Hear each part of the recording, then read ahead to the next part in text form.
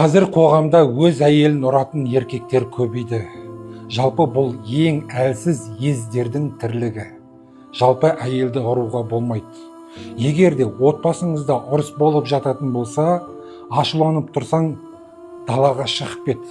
Болмаса жүгіріп қайт, немесе тренировкаға барып груш ауыр.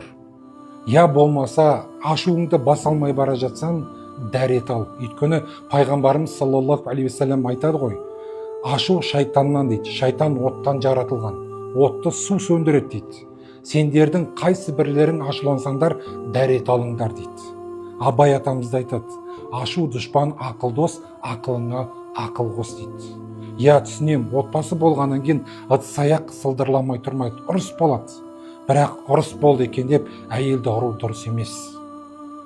Ол әйелің сенің өз ата-анасын тастап сенің қасына өсіп өніп бақытты боламын деп келді. Ал сен болсаң оған әлімжеттік көрсетіп оны тепкілеп жатсың. Сондықтан да пайғамбарымыз саллаллаху алейхи уассалам хадисінде айтады, сендердің ең жақсыларың әйелдеріңмен жақсы болғандарың дейді.